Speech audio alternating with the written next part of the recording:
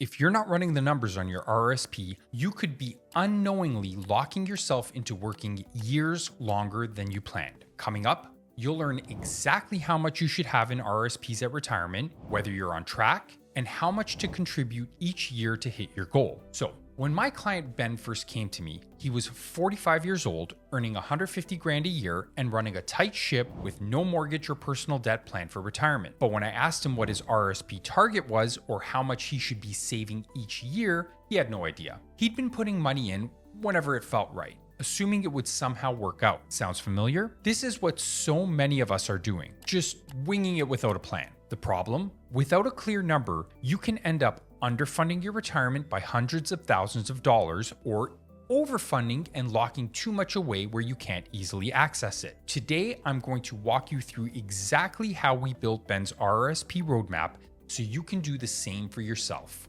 Step 1. Define your retirement lifestyle. When you think about retirement, the first number to nail down is the income you'll need each year. A good rule of thumb is 60 to 80% of your pre-retirement income if your mortgage and debts are paid off. For Ben, who earns 150 grand, 60% works for his lifestyle. That's $90,000 a year before tax. Your number might be higher or lower depending on how much you plan to travel, dine out, or spend on hobbies. Step 2.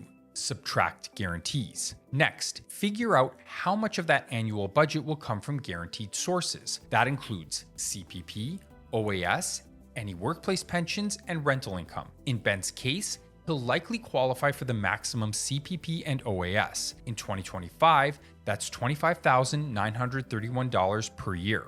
Add in $10,000 a year from his rental property, and he's at about $36,000 a year. Subtract that from his 90 grand target, and we find a shortfall of $54,000 per year that his RRSP will need to cover. Step 3. Find the lump sum you'll need in your RRSP. Here's where the safe withdrawal rate comes in. If you plan to draw 4 to 6% from your portfolio each year, you can get a ballpark lump sum. Using 5% for Ben, we take his $54,000 shortfall and divide by 0.05. That gives us $1.08 million. That's the RRSP balance he'll want in today's dollars to safely generate his retirement income. Step 4. Compare your current RRSP balance. Now we compare that target to what he's already saved. Ben has 250 grand in his RRSPs. That leaves an $830,000 gap to close over the next 20 years. Step 5.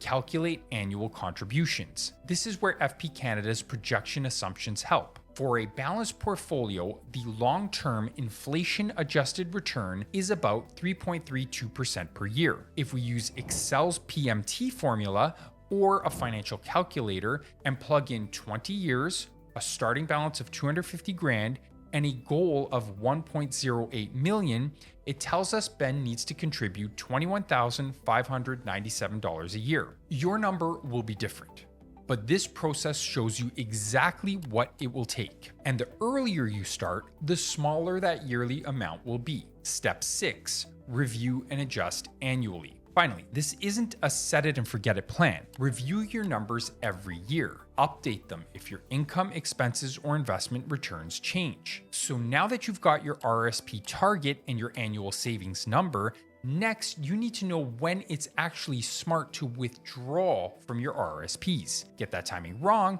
and you can hand thousands of dollars to the taxman unnecessarily. In my next video, I'll walk you through how to decide if and when it makes sense to pull money from your RRSP and how to avoid the most common and costly withdrawal mistakes Canadians make.